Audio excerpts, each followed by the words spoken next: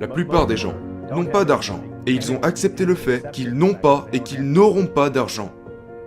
Ils n'ont aucune économie. Ils sont constamment effrayés par l'argent. Ils dépensent plus que ce qu'ils gagnent. Ils ne savent pas comment gagner de l'argent et ils ne savent certainement pas comment le multiplier. J'ai simplement compris comment m'en sortir. Il est juste vraiment important que les gens comprennent que se plaindre n'a aucun intérêt. Si vous vous plaignez de ne pas avoir assez d'argent, travaillez plus. Si vous vous plaignez de ne pas avoir d'équilibre entre votre travail et votre vie privée, passez plus de temps en vacances avec votre famille. C'est super simple. Laissez vos actions dicter, au lieu de rester assis là et de penser que vous n'avez aucun contrôle. Envoyer nos enfants à l'école est une erreur, car ils deviennent faibles. Les pauvres seront toujours parmi nous, parce que ça commence là. C'est dans les mots, et les mots deviennent de la chair. Mais quand ils disent « je ne peux pas me le permettre » ou « je ne peux pas faire ça », ils s'enfoncent. Ils deviennent ce qu'ils disent. Les gens pauvres disent « je ne peux pas me le permettre, je ne peux pas faire ça, je n'ai pas le temps », parce que c'est une échappatoire. C'est plus facile de dire « oh, je suis fatigué alors, je ne peux plus aller à la salle de sport ». En fait, tu pourrais y aller.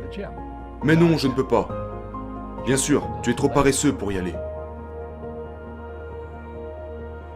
Si l'amour fonctionnait, il n'y aurait plus de développement personnel. L'amour ne fait pas le travail. Ok? L'amour ne fonctionne pas. La religion ne fonctionne pas.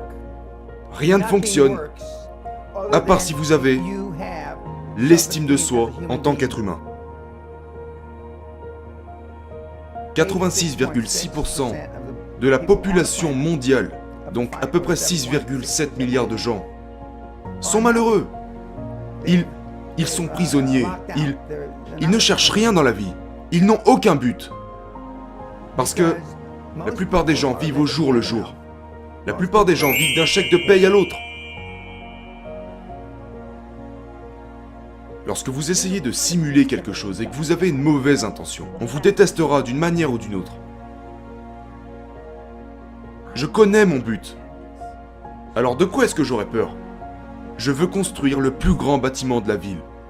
C'est ce que je veux. Et tu sais comment je vais faire ? En construisant le plus grand bâtiment de la ville. Beaucoup de gens veulent construire le plus grand bâtiment de la ville. Et tu sais comment ils veulent le faire ? En démolissant le bâtiment des autres. Oh, je ne serai jamais riche. Ou le préféré, les riches sont égoïstes.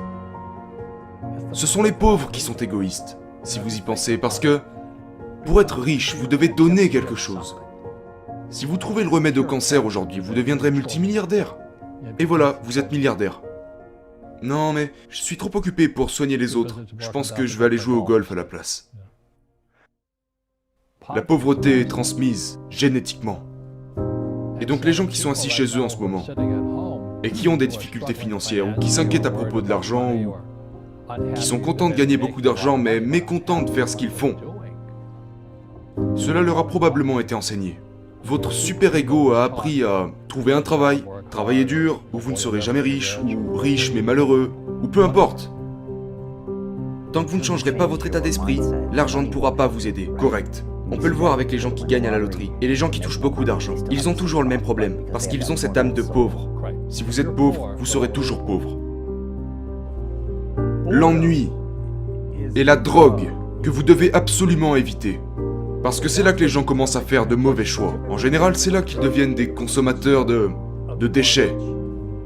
Ils perdent du temps, ils se plaignent.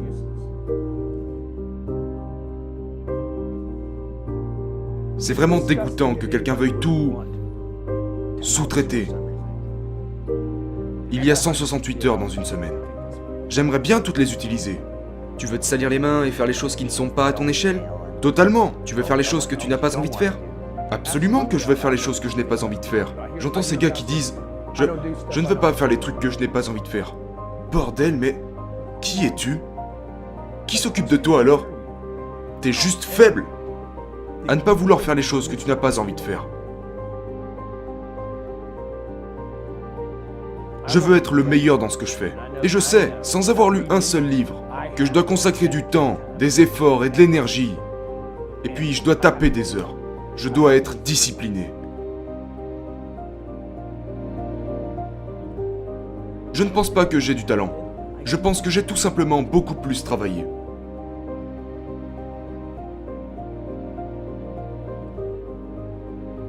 Par définition, vous n'avez pas de contrôle sur la chance. Et vos habitudes comptent énormément. Je pense que la raison pour laquelle elles valent la peine de se pencher dessus et de les comprendre, c'est parce que c'est la partie de votre vie que vous pouvez influencer et qui détermine également vos résultats. Ce n'est pas que de la chance, ce n'est pas que des habitudes. Mais la différence, c'est que vous pouvez contrôler vos habitudes contrairement à votre chance. La seule stratégie raisonnable consiste à vous concentrer sur ce que vous pouvez contrôler.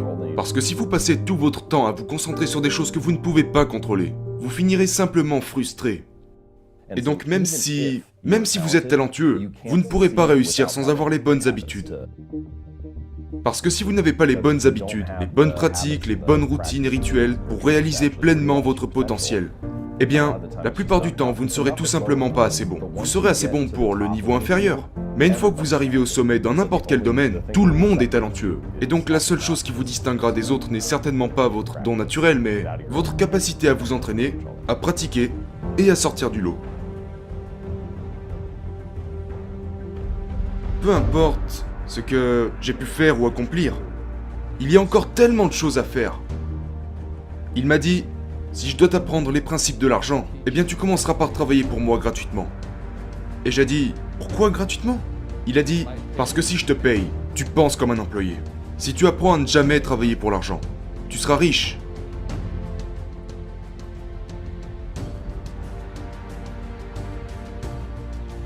Si tu veux réussir dans la vie, tu dois trouver les bons professeurs. Notre système scolaire ne vous donnera jamais la vérité, parce que lui aussi a été créé par le système. Fausse monnaie, faux professeurs, fausses valeurs. C'est juste un scénario. Ils ne savent rien au sujet de l'argent. Et c'est ce qu'ils prétendent enseigner à nos enfants. Une question que je pose partout dans le monde, qu'est-ce que l'école vous apprend à propos de l'argent? Et la réponse est rien. Mais ce n'est pas une erreur. Ce n'est pas par accident. Et la plupart des gens ne sont pas au courant. Mais le moyen le plus facile de faire travailler dur les pauvres de la classe moyenne est de ne jamais leur apprendre ce que les riches ont appris. Notre système académique est tellement corrompu. Nous savons que le système bancaire est corrompu. Nous savons que la politique est corrompue, mais c'est la même chose dans les écoles. Un faux professeur est quelqu'un qui veut juste un emploi, et qui serait prêt à enseigner n'importe quoi. Vous savez, ils enseigneraient à cirer des chaussures si vous les payez plus.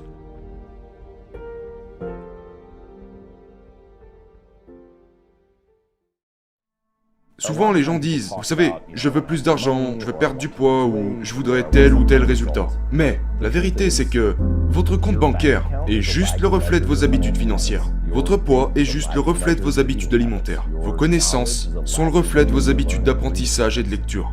Et donc, en fait, nous pensons que ce qui doit changer, c'est le nombre sur notre compte bancaire ou le nombre sur la balance. Mais ce qui doit réellement changer, c'est les habitudes qui précèdent ces résultats.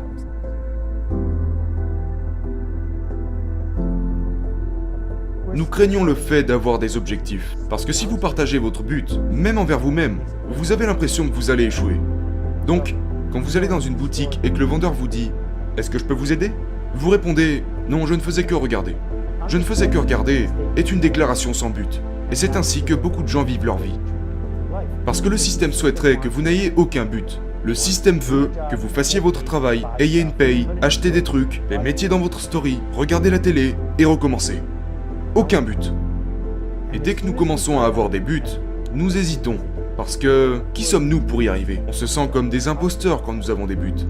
Mais, si vous pouvez annoncer votre objectif, cherchez à trouver qui vous devez être et ce que vous devez faire pour y arriver, et cherchez quel changement vous devez faire exactement. C'est ce genre d'action, que nous travaillons pour une entreprise ou pour nous-mêmes, qui fait que vous chercherez toujours à vous améliorer.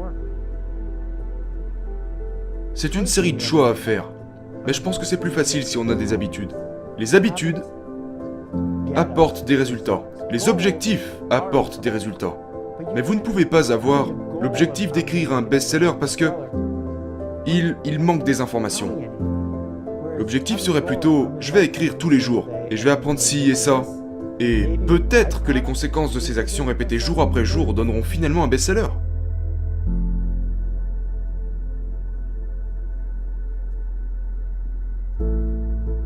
Donc je suis bien plus concentré sur les habitudes que je le suis sur des objectifs spécifiques sur lesquels je n'ai pas de contrôle.